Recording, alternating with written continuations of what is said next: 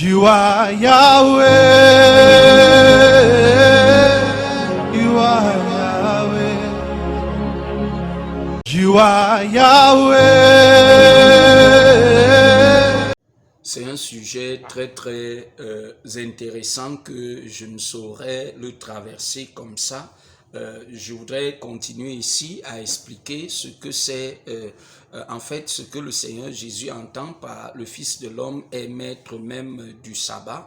La première fois, nous avons lu dans le livre de Luc, chapitre 6, du verset 1 au verset 5, et nous allons refaire la même lecture. Dans Luc, chapitre 6, à partir du premier verset, la Bible dit que un jour de sabbat, Jésus traversait les champs de blé, ses disciples cueillaient des épis et, après les avoir frottés dans leurs mains, en mangeaient les grains.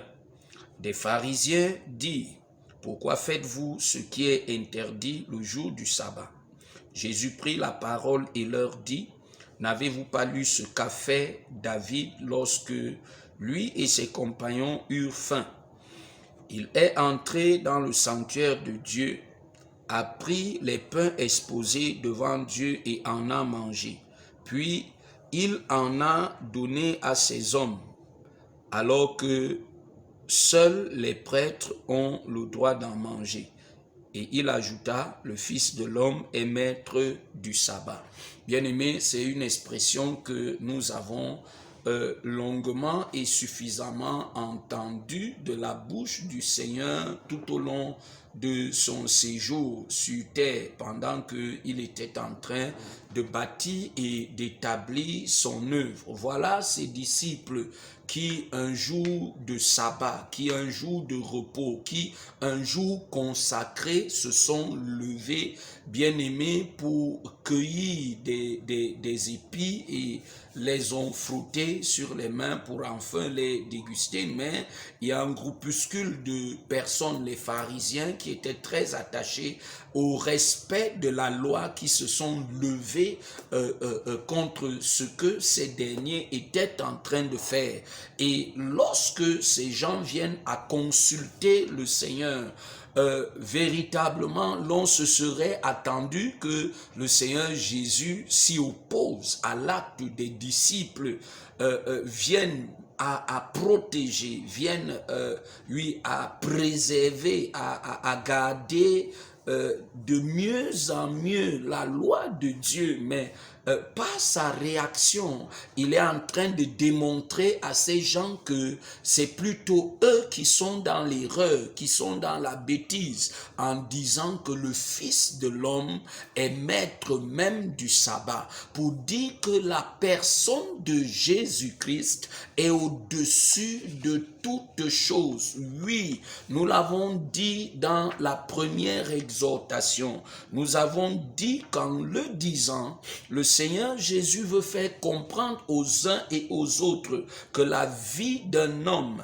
est importante aux yeux de Dieu, que les rites, que les traditions et les coutumes. Je vais poursuivre sur la même lancée en disant que tu ne peux pas refuser Jésus-Christ parce que tu as plus d'estime pour les loges, parce que tu as plus d'estime pour ta secte, parce que peut-être tu es franc-maçon, parce que tu es rosicrucien, parce que tu es dans une fratrie de sorciers. Non, non, non, non. Tu ne peux pas refuser Jésus-Christ à cause de ça. Tu ne peux pas dire oui que tu refuses Jésus-Christ parce que toi tu es dans les bokas, parce que tu es dans le vaudou. Non, ça ne tient pas la route, ça ne tient pas le chemin. Le Seigneur Jésus-Christ est au-dessus de toutes ces choses. Bien-aimé, je voudrais te donner de comprendre au jour d'aujourd'hui que toutes ces choses ne sont pas au-dessus du Seigneur Jésus-Christ. C'est lui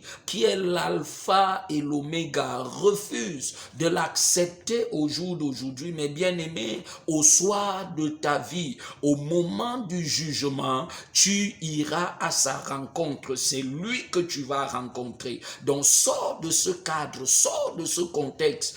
Ce dans quoi tu es et te retrouves n'est pas l'absolu, n'est pas le summum, n'est pas la sommité, mais c'est la personne du Seigneur Jésus-Christ qui est l'extrême, qui est l'absolu, qui est, oui, ce summum dont tu as besoin de te détacher de toutes ces choses. Es-tu dans une loge? Es-tu dans une secte? Es-tu dans une fratrie, mon frère, ma soeur? Je suis en train de te dire que détache-toi de toutes ces choses et reviens à la personne du Seigneur Jésus-Christ. Plusieurs ne viennent pas à Christ parce qu'ils sont retenus par le culte des crânes, parce qu'ils sont retenus par l'Umvamba, parce qu'ils sont retenus par l'Utso, un certain nombre de rites et de traditions. Je dis, tu es dans l'égarement. Si les gens autour de toi n'ont pas le courage de te le dire, je viens te l'annoncer au jour d'aujourd'hui, le Seigneur Jésus-Christ t'appelle. C'est lui qui est le maître de tout. Tu peux même être un enfant de Dieu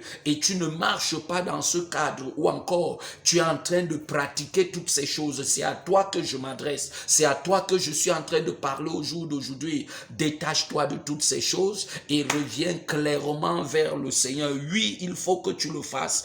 Toi, tu es en train de dire au jour d'aujourd'hui, je ne peux pas sortir d'ici. C'est mon père lui-même qui faisait ça. Non, dans ma famille, on était, nous sommes nés dans le vaudou. Nos grands-parents avaient le vaudou. Non, chez nous, notre ancêtre était même le fondateur du branhamisme. Tu n'as encore rien compris. Le Fils de l'homme est maître du sabbat. Ça veut dire que lui, il est le Seigneur Jésus-Christ est au-dessus de toutes ces choses. Tu vas dire, non, moi je préfère mourir dans ça, dans ce que mes parents ont laissé, parce qu'ils étaient, oui, c'était à eux, ce sont eux qui passaient leur temps à faire toutes ces pratiques et toutes ces choses. Si le Seigneur t'accorde la grâce de m'écouter au jour d'aujourd'hui, bien-aimé, répands-toi clairement et laisse que le Seigneur Jésus-Christ ait la prééminence de toutes choses dans ta vie. Abandonne toutes ces choses, même si, quel qu'en soit le nombre d'années, quel qu'en soit le nombre de temps que tu as sacrifié à ça, reviens à la vérité, reviens sur le droit chemin, parce que c'est lui qui est le chemin, c'est la personne de Jésus-Christ qui est le chemin. Lève-toi et attache-toi clairement à lui, parce que ton heure de délivrance a sonné. Si tu es sous le son de ma voix au jour d'aujourd'hui, si tu me regardes ou alors tu es en train de m'écouter, je viens simplement te dire, conforme-toi à la vérité. C'est Jésus-Christ qui est la vérité. C'est lui dont tu as véritablement besoin pour que toute chose vienne à changer dans ta vie. Je prie que la puissance de la parole de Dieu agisse dans ton cœur et ta vie au point d'ébranler tout fondement, tout concept et toute logique dans laquelle tu te trouves, qui est en train de se dresser comme une barrière dans ta vie et ta destinée, afin d'entrer dans la lumière de Dieu. Au nom de Jésus, nous avons prié. Amen. You are Yahweh. You are Yahweh. You are Yahweh.